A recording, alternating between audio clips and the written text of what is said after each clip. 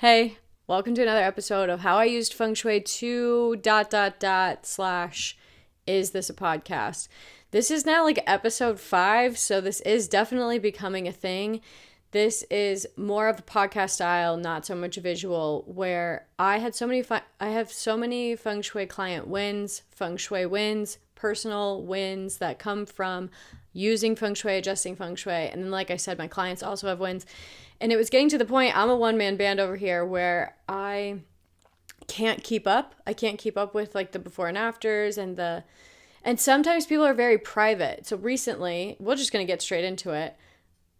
Recently someone said, why don't you show more before and afters? And like, why don't you show more pictures of spaces? One, a lot of my clients are like, they're high profile. They're also just very private. I don't know the exact right word to use, but they're maybe high up in their career. They're doing very well in life. And so it feels very personal for me to show, even though like just to the stranger on the internet, it would just be a before and after of a certain space. They know the intention behind why they did things, right? Like maybe they were not having a lot of sex in their relationship. Maybe they were struggling with money, even though on the outside it looks like everything's going really well. And so to them, they see the before and after and they like see those intentions, they feel those intentions, and they don't want the public to know. So don't have as many before and afters as I would love to share. But I also, first and foremost, I always respect people's privacy and I respect what people are comfortable with. Also, Feng Shui is subjective.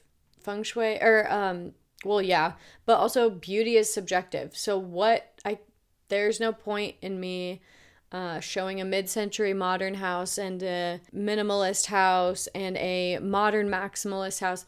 Beauty is subjective, so I don't show a lot of those. But all of this is to say that this podcast started because there's the wins that I can share, though, and it's much more about feelings and energy and how do you put that into a picture? How do you put that into a 1-minute reel? How do you put that into 2 seconds where you're like, listen to the evolution of how Feng Shui has changed this person's life. Listen to the evolution of how it's affecting me and changing my life daily. Housekeeping tip, if you want to say it, more like disclaimer. My nails are chipped. I have a sty. This is embarrassing, but you know what? I was like, you have to show up. You have to show up. You told people you would put out a YouTube video every Sunday. You have to show up. So we're here.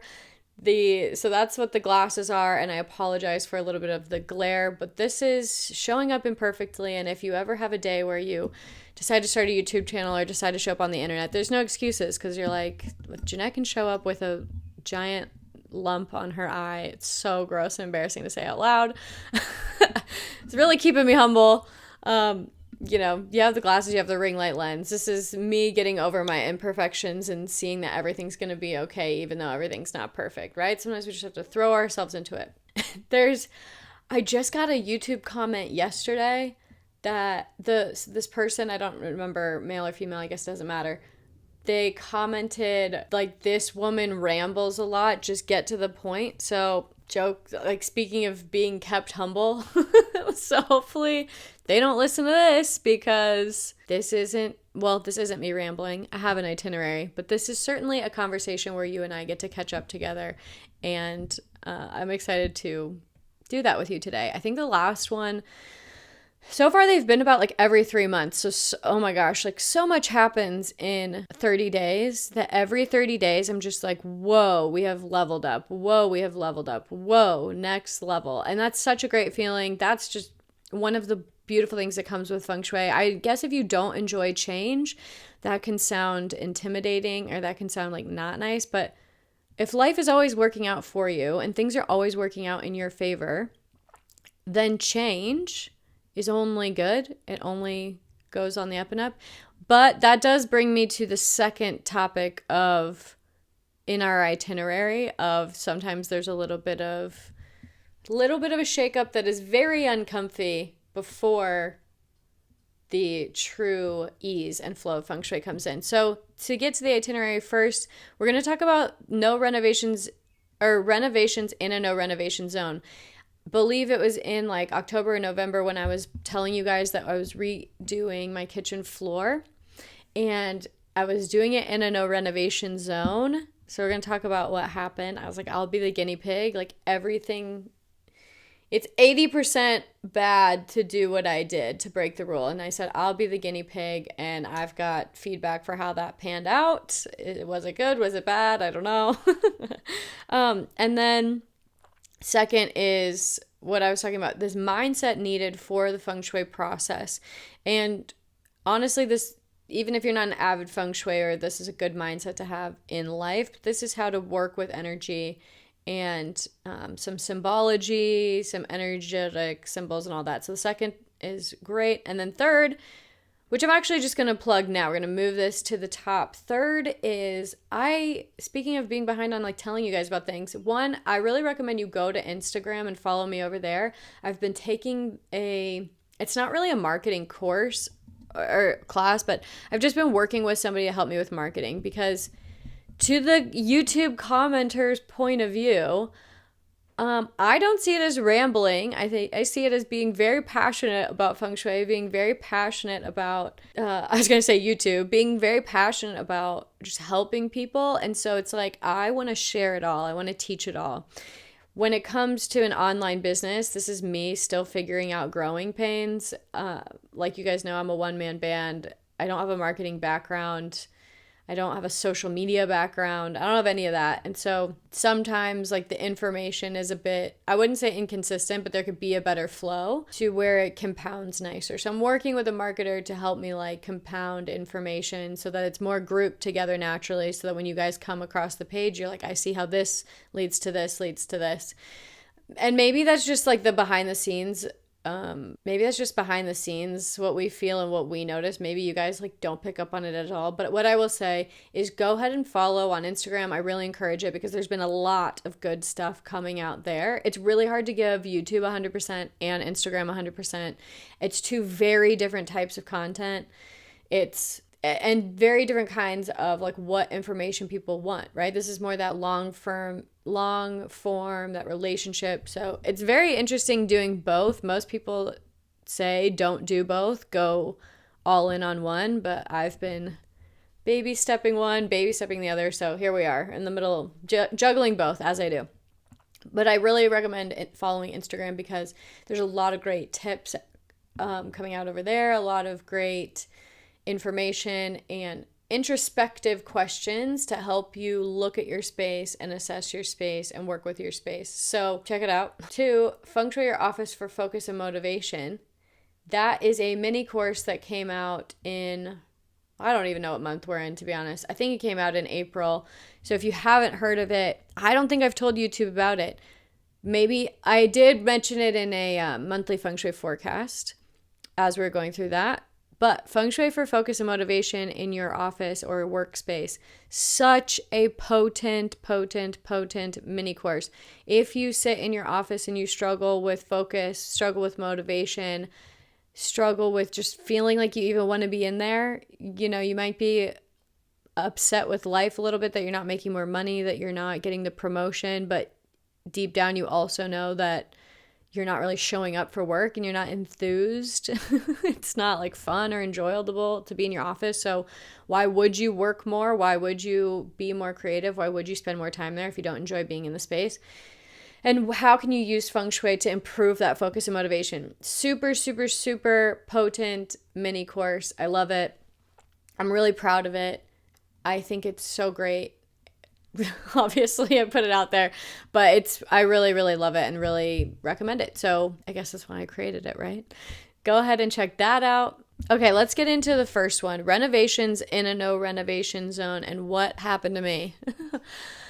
Well, okay, so it's the kitchen. To recap, it's the kitchen floor that needed redone. The kitchen floor needed redone. It was very old. Like you'd walk around, if you walked around barefoot on it. Recap. I'm in my grandmother's home. She passed away.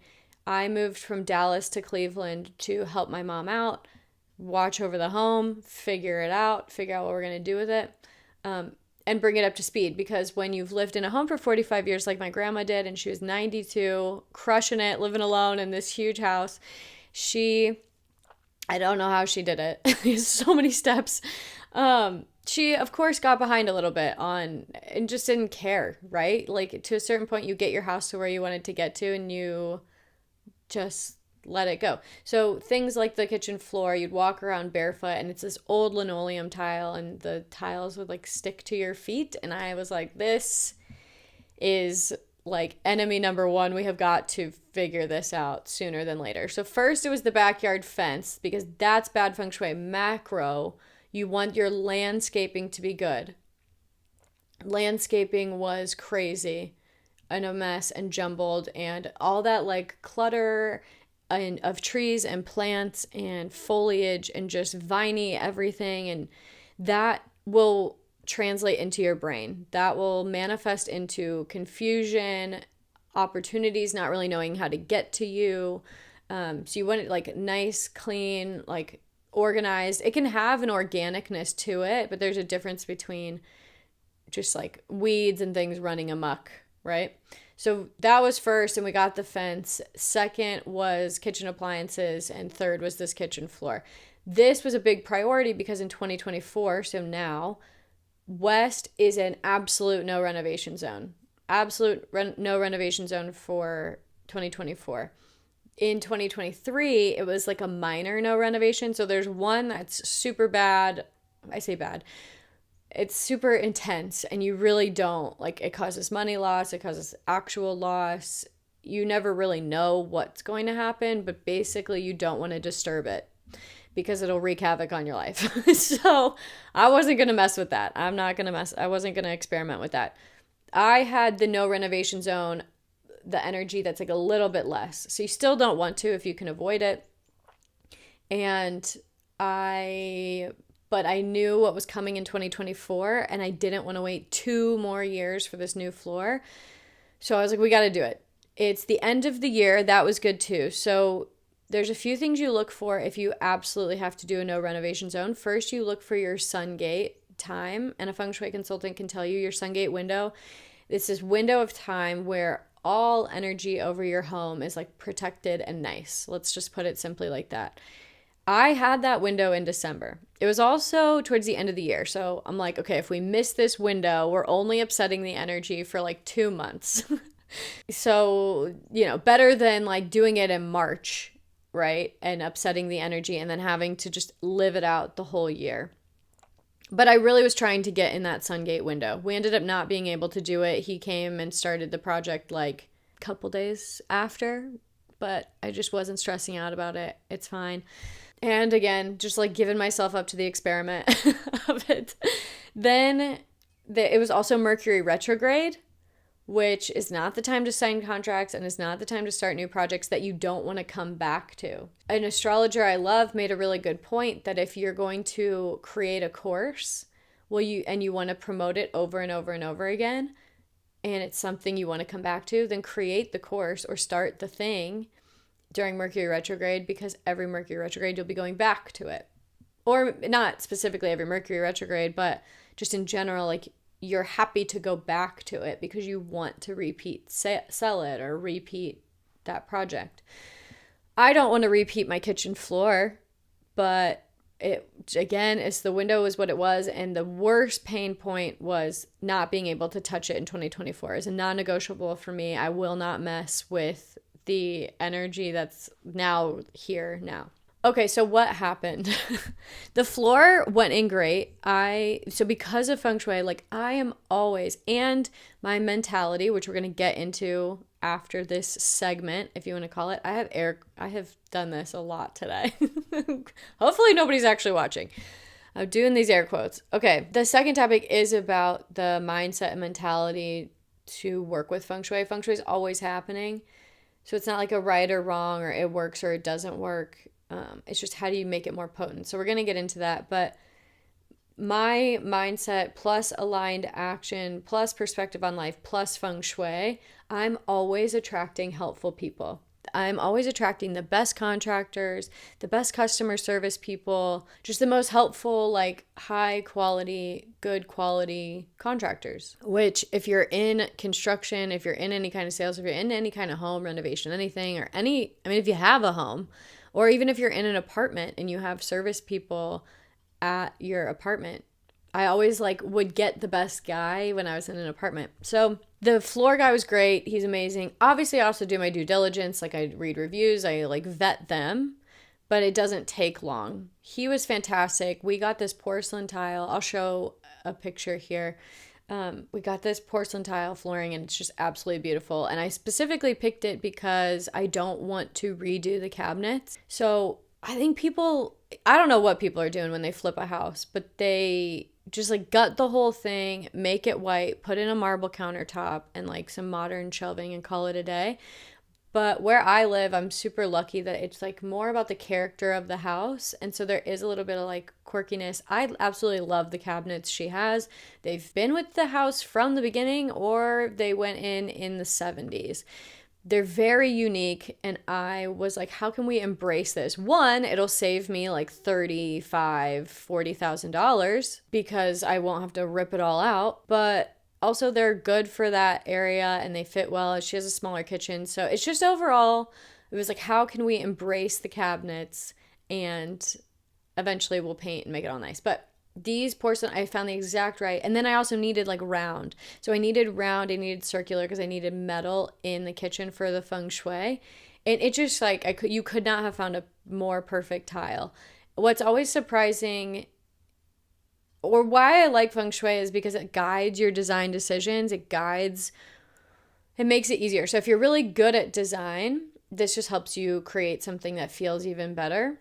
If you're a little bit like, I have no idea how to pick out paint or pick out flooring, Feng Shui will like, you can really get specific and do exactly what the Feng Shui guidance, like the elements are and how to pick that, a tile based on that, paint color based on that. It can really guide your design so that you can be your own designer. And for me, I wouldn't have normally picked like this flower flooring. Like I wouldn't have normally picked it, but when you know the Feng Shui and you know what you're trying to promote, like it just all really came together and I absolutely love it. The guy was super talented. There's a lot of corners and edges and they had to hand cut them and it's just beautifully put in there and amazing and I'm so happy. So I was like, okay, we dodged it. We dodged the Mercury retrograde issues. We dodged the no renovation zone. Like everything's good. Well, in true Feng Shui fashion, things sometimes happen 7 days later, 30 days later. Like it compounds and it unfolds. And I did get this health thing that I don't really feel comfortable sharing on here because I don't want to. But I did get this health thing that will go away. It's not super serious. It's not going to require surgery or anything, but it is a big nuisance. And it's not something that just like goes away overnight. In fact, I've had it for months now. And so it's kind of annoying, but I mean, it checks out with when you look at your Feng Shui, there's like 9 represents the eyes, fire represents the stomach, 3 represents the feet. So depending on the energy and the energy in your area that you're renovating, if it's a no renovation time, that area of your body will likely be affected. And yeah, it kind of checks out. So it's okay. Everything will be okay. It's just unfortunate, but we'll move on. Then the second thing that came up is I never have issues with appliances. Like I never have issues with, like when you Feng Shui, I can't tell you how many obstacles you avoid and how many people will come up to you and be like, oh, I have this problem, I have this problem, I have this problem.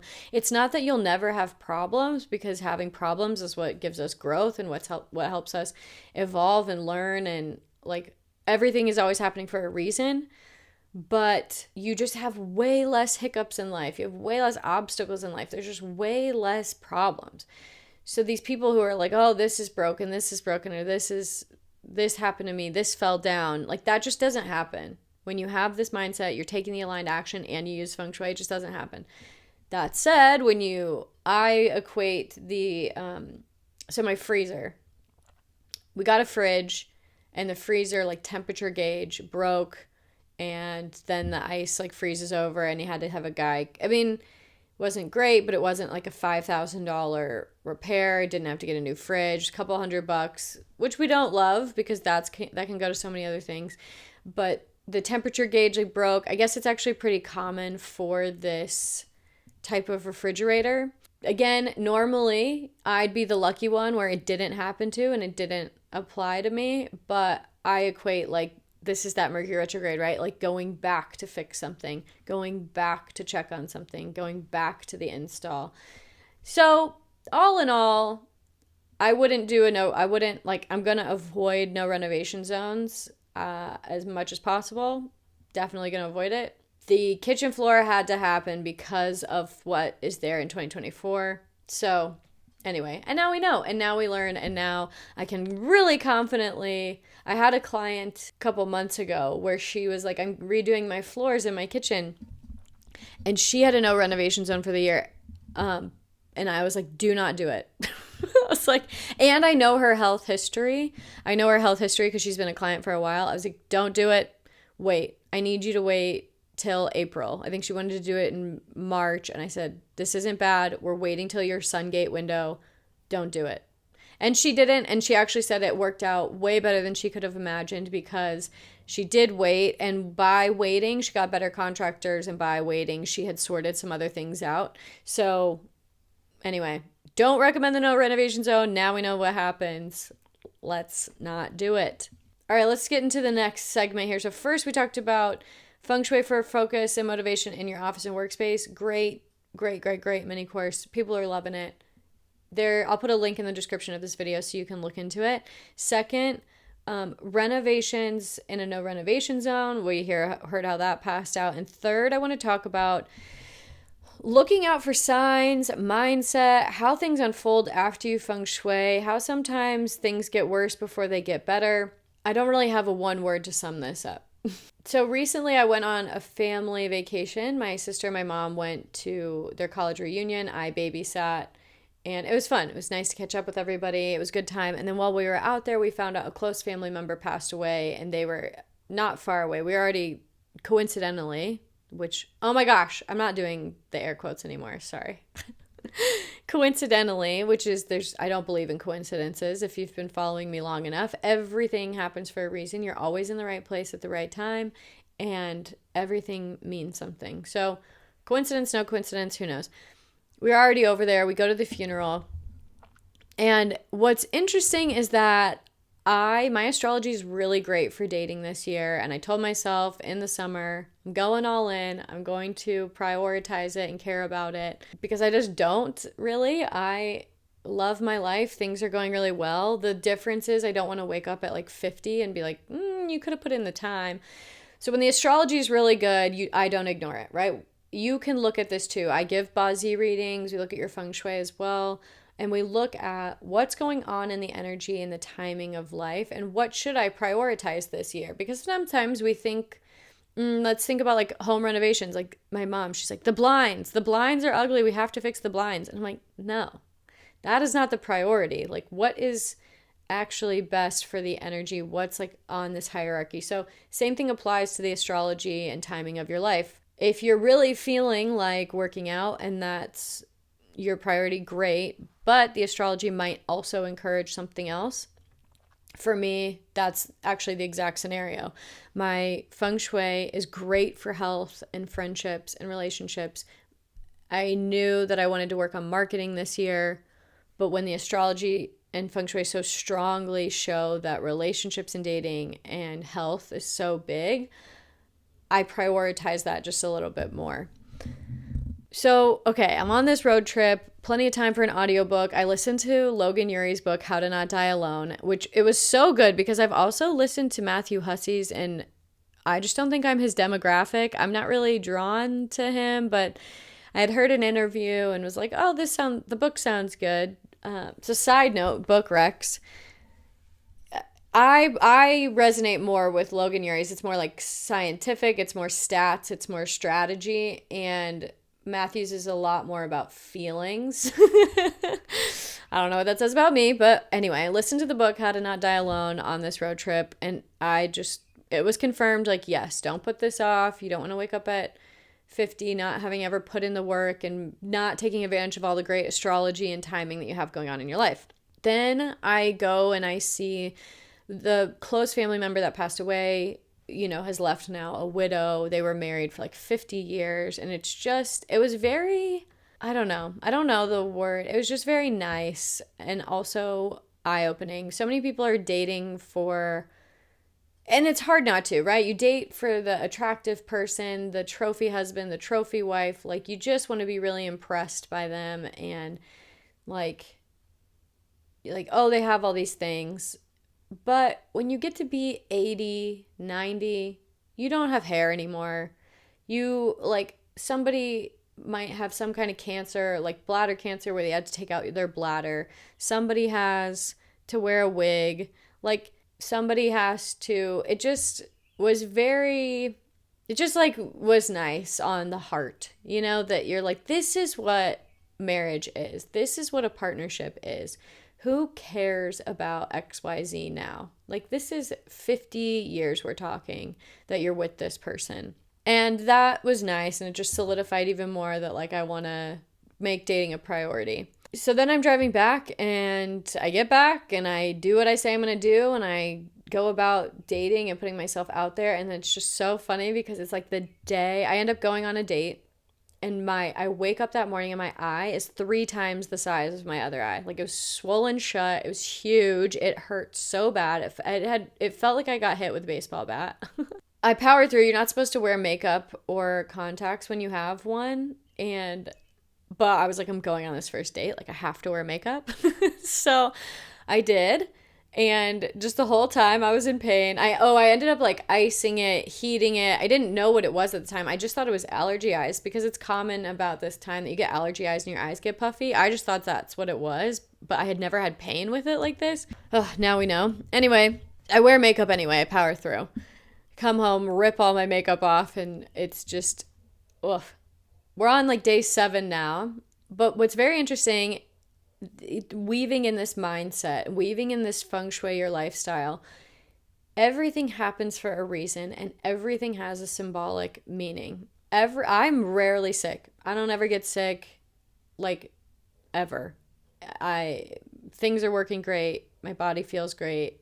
I'm very fortunate, but I'm also doing all the work, right? The meditating, the exercising, the eating well, the being intentional, the talking nice to my body. So all of that works. But occasionally something happens like this. And when it does, I look up the spiritual meaning of it. The spiritual meaning of a sty, totally recommend Googling it if you get them. Otherwise, I don't know why you would look it up. Or whatever ailment you're feeling right now, type in, like, what is the spiritual meaning of this stomach issue? What is the spiritual meaning of my right hand arthritis? Things are always, like, not always. In this case, it's about a release. It's about an emotional release because it's on the eye. It has to do, and on the right side, it has to do with personal life, personal emotions, personal stories we tell ourselves. It's like an emotional detox.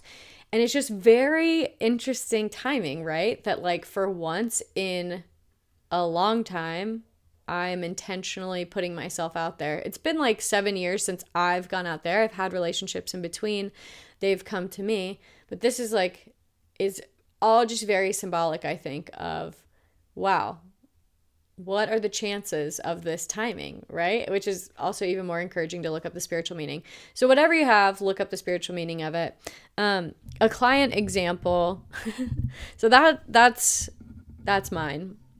Having this mindset, knowing everything happens for a reason. What's it teaching me? What's the timing teaching me? There's definitely some symbolic in, like, meaning of, Jeanette, slow down. Don't rush this process. Don't try and win the process.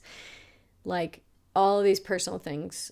Definitely loud and clear hearing the message. I wish I didn't have to have this eye thing so that I could keep. I also run an online business. Like, I'm talking to my phone screen all the time. But here we are. And so that's what it means for me. Client, it is so, so, so common that my clients will feng shui and something will happen a little bit. The extremities of it are different depending on how much they've been ignoring certain aspects of their life, depending on how much they've been ignoring certain emotions, suppressing emotions, depending on how much in denial they are about certain things. If you have really suffocated your emotions, suffocated your thoughts, suffocated your feelings, and just pushed them down, yeah, when you feng shui, something's going to come up. It's not going to, and sometimes it's a feeling, sometimes it's an event. So I want to use my client here as an example. We had her 30-day check-in, and it's very subconscious. She didn't know she doesn't know she's suppressing these things. She doesn't really know that she hadn't like fully felt or dealt with something yet.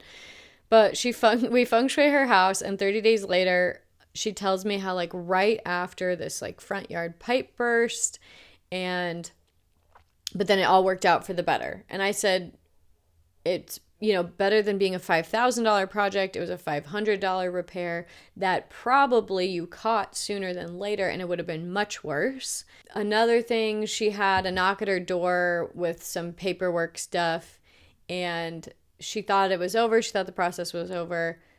And it more like resurfaced, but it isn't going to become a problem. But it was like it resurfaced, and then she was able to like clear it out. I can't get too in detail about that.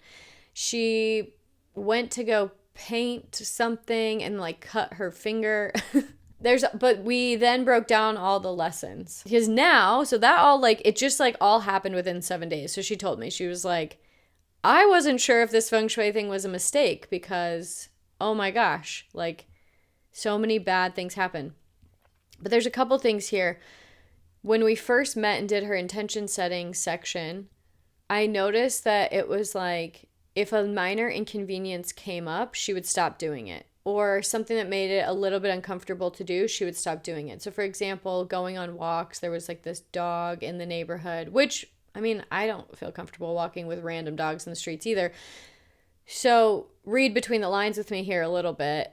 But it was like, instead of taking another route, and instead of like, walks are important to me, my health is important to me, doing this daily is important to me, but there's a dog, so I'm just not going to do it. It's like, no, just find another path, find another trail. And her and I talked about this, so I'm not calling her out. Then she knows. So something like that, a minor inconvenience would come up. So it does not surprise me at all that in her case, because it doesn't always unfold like this for people, but it doesn't surprise me at all that for her, she would have like these minor inconveniences try to throw her off along the way. And it's like, how much do you really want this new reality? How much do you really want these intentions? How much do you really want this new up-level version of you? And she powered through. She's just like, okay, it'll be fine, and moved on. Okay, it'll be fine, and moved on. It's when you panic and freak out and you try and control a situation that it like goes awry. So this mindset thing that I don't have one word for. Oh, and so then this other person who I had a clarity call with, and I had to re-record one of these sections, so I'm not sure if I already said it, but to recap or to say it for the first time, I had this clarity call with somebody come up, and he was very frantic about timing. And he was like, I just moved, and this needs to happen, this needs to happen, this needs to happen, this has to unfold. Like, he was very frantic about the timing of things. And it's taking longer than I wanted, and things aren't falling into place. This is just a clarity call. We have not feng shuied yet. I hope he does, because when we feng shui together, it will unfold for him quicker, sooner than later. But he said he has to get back to me.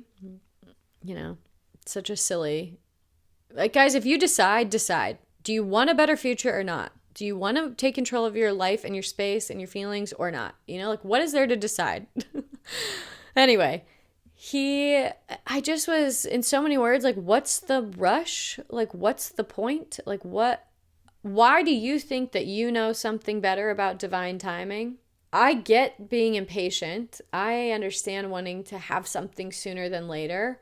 But when you have this feng shuied lifestyle and you have this deeper understanding of everything is happening how it's supposed to, and it's going to turn out better than I even imagined. So I'm annoyed with the timing. I'm annoyed that I'm having to be extra patient, but I ultimately trust the process more than I trust my timeline. If my timeline pans out, it was the right timeline. Me and God, we were on the same page. Boom, boom, boom. But if it's not, if I don't get married until 40, and I remember when I was 28 and was like, I have to be married before 30. And now it's like, it's going to happen better than I could even imagine. So why force it? Why push it? It's going to work out like I couldn't have even planned for this. So, okay. And so many words, he didn't hire me yet. And it's not until I get that go ahead that this person wants a bit of a kick in the butt and wants that reframe that I wait until they invite me to do that. But if he was my client, I would say, like, you need to reframe this. Like, how is this happening for you? How is this panning out in your favor?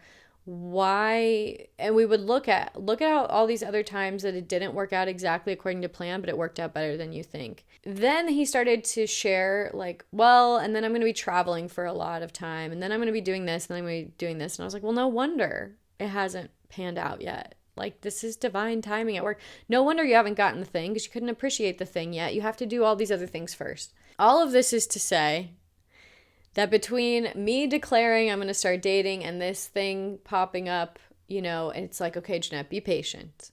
Don't rush it. Be patient.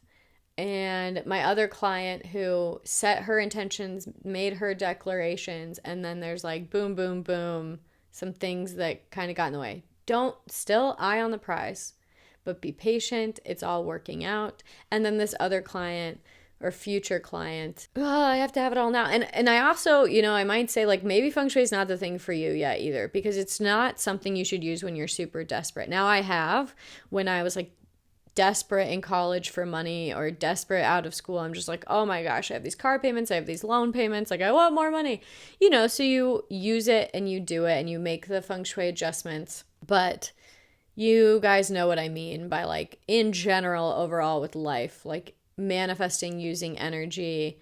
More desperation is just going to manifest more desperation. I don't have any time is just going to manifest I don't have any time. The universe doesn't know good, or energy doesn't know good or bad. So when you say I don't have any time, it's neutral. It doesn't know. It just proves you right. It just is like, oh, she feels very strongly that she has no time. She feels very strongly that about this. So yeah, we're going to prove her right and, like, show her all the ways that she doesn't have enough time. And you have to have that mindset switch when you're doing and working with things like this. Thank you so much for talking with me today. That wraps it up for me. I do have, as I was planning today's itinerary, I do have a lot of other things to share, but we're coming up on 40 minutes, and that seems like a good time to call it a day. So enjoy your weekend. Thank you for spending time with me. Let me know about if you have any ailments and spiritual meanings you're looking up. If you enjoyed Feng Shui for focus and motivation, comment in the chat box. I want to hear, or in the comments. I love hearing from you guys. Bye.